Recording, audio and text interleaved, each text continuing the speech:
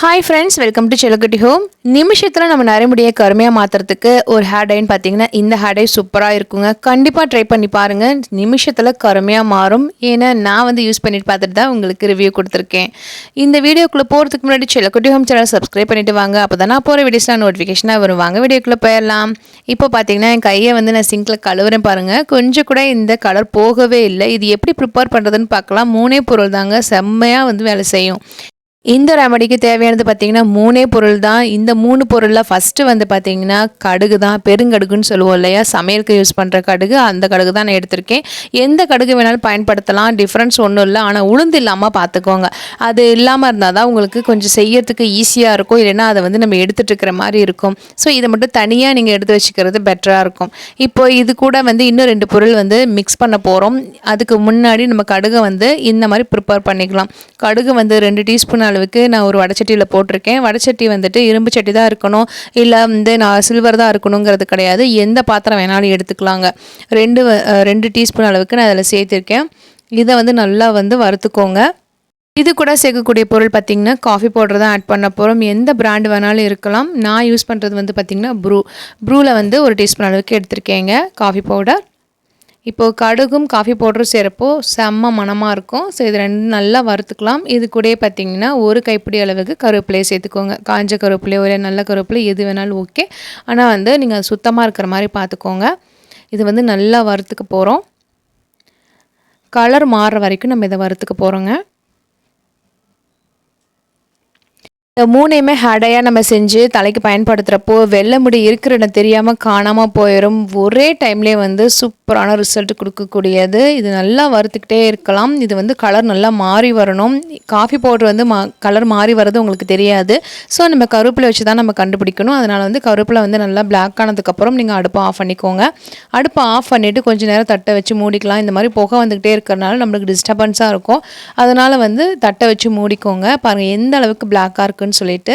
So உங்களுக்கு வந்து கருவேப்பிலை வந்து ரொம்ப ஒரு ப்ரௌனிஷ் ஆகிடும், ரொம்ப முறுமுறுன்னு ஆகிடும். அந்த மாதிரி ஆகிறப்பே நீங்கள் வந்து அடுப்பை ஆஃப் பண்ணிவிட்டு தட்டை வச்சு மூடிடுங்க. தட்டை வச்சு மூடிட்டாவே இன்னும் உங்களுக்கு பிளாக்காக மாறிடும் கருவேப்பிலை. ஸோ கருவேப்பிலை வச்சு நம்ம கண்டுபிடிச்சிடலாம் நல்லா வந்து பிளாக் ஆயிடுச்சு அப்படின்னு சொல்லிட்டு. இப்போ பார்த்தீங்கன்னா ஆறிடுச்சுங்க. இதை வந்து நான் அரைச்சிட்டு எடுத்துகிட்டு வந்துடுறேன். நல்லாவே உங்களுக்கு வறுபட்டுருச்சு, முறுமுறுன்னு இருக்குது. நீங்கள் கையை வச்சு அமுக்கிறப்பே தெரியும், நல்லா உடையும். ஸோ இப்போ இதை வந்து நம்ம மிக்ஸி ஜாரில் சேர்த்துக்கலாம். கொஞ்சம் கூட தண்ணி இல்லாமல் பார்த்துக்கோங்க மிக்ஸி ஜாரில். இப்போ இது எல்லாமே அப்படியே சேர்த்துக்கலாங்க. இப்போ இதை வந்து அரைச்சிட்டு வந்துடலாம். இது கூட நம்ம எதுவுமே ஆட் பண்ண போகிறதில்ல. இதை மட்டும்தான் நம்ம வந்து அரைச்சிட்டு வர போகிறோம். பாருங்கள் மிக்ஸி ஜார்லேயே அப்படியே ஒட்டியிருக்கு, எண்ணெய் பிசு பிசுப்பு.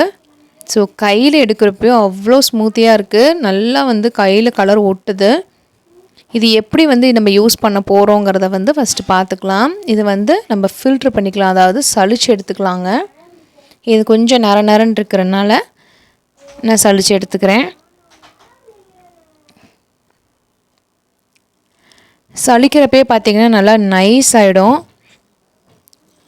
அந்த திப்பியாக இருக்கிறதெல்லாம் பார்த்திங்கன்னா அந்த ஃபில்டர்லேயே நின்றுக்கோங்க.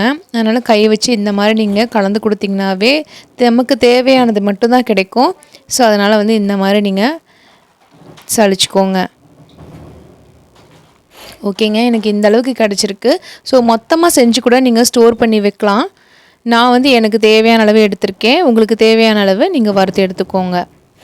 இப்போது இதிலேருந்து ஒரு 2 டீஸ்பூன் அளவுக்கு எடுத்துக்கிறேங்க. மிச்சத்தை வந்து நான் ஸ்டோர் பண்ணி வச்சுக்கிறேன்.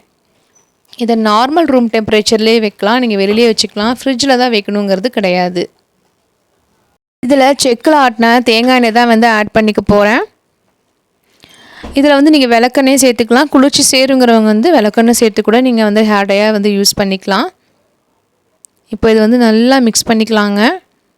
இந்த கன்சிஸ்டன்சி இருக்கிறப்போ வந்து நீங்கள் தலையில் அப்ளை பண்ணிக்கோங்க. இது ஊற வைக்க தேவையில்லை. இது அப்படியே நீங்கள் அப்ளை பண்ண ஆரம்பிச்சிடலாம். ப்ரஷ்ஷோ இல்லை ஏதாவது வந்து காட்டனோ இதை வச்சு கூட நீங்கள் தலையில் அப்ளை பண்ணலாம். நான் வந்து கையை வச்சு அப்படியே அப்ளை பண்ணிக்க போகிறேன்.